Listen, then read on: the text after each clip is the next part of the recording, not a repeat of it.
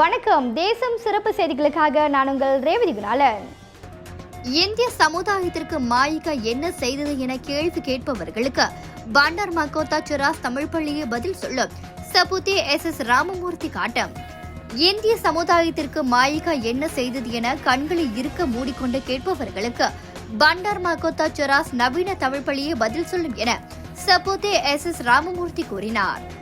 இந்திய மாணவர்களுக்கு தமிழ் மொழியோடு தரமான கல்வி வழங்கவும் தமிழ் பண்பாடு, கலை மற்றும் கலாச்சார மரபுகளை வளர்க்கும் நோக்கத்திலும் 2016ஆம் ஆண்டு தேசிய முன்னணி அரசாங்கத்தின் கீழ் முன்னாள் பிரதமர் டத்தோஸ்ரீ நஜீப் துன்ராசாக் தலைமையில் பல தமிழ் பள்ளிகள் கட்டப்பட்டதாக அவர் தெரிவித்தார்.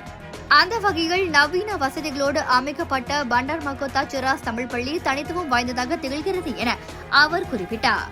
இந்த பள்ளிக்கான நிலம், கட்டிடம் வசதிகள் மற்றும் நிதி ஒதுக்கீடு போன்ற முக்கிய அம்சங்களில் தேசிய முன்னணி அரசாங்கத்தோடு பேச்சுவார்த்தை நடத்தி முழுமையாக செயல்பட்டது மாயிகா என்பதை யாராலும் மறுக்க முடியாது. தமிழ் பள்ளி போன்ற நாட்டில் இன்னும் பல தமிழ் பள்ளிகள் உருவாகியுள்ளன. சமுதாயத்திற்காக மாயிகா செய்த சேவைகளை பட்டியலிட்டு விளம்பரம் செய்ததில்லை. கல்வி மற்றும் பொருளாதார துறைகள் இந்திய சமுதாயம் முன்னேற்றம் அடைய அன்று அடித்தளம் அமைக்கப்பட்டது என ராமமூர்த்தி கூறினார். ஒரு காலத்தில் கூலி தொழிலாளர்களாக இருந்த இந்திய சமுதாயம் இன்று முன்னேற்றம் கண்ட சமுதாயமாக உயர்ந்துள்ளது.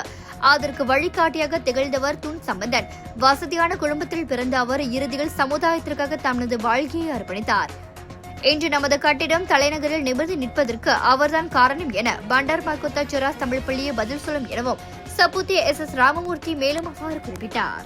இத்துடன் இன்றைய செய்திகள் நிறைவடைகின்றன. மேலும் பல ஆன்மீக செய்திகளை தெரிந்து கொள்ள தேசம் டிவி மலேசியா யூடியூப், டிக்டாக் மற்றும் இதர சமூக வலைதளங்களை பின்தொடருங்கள்.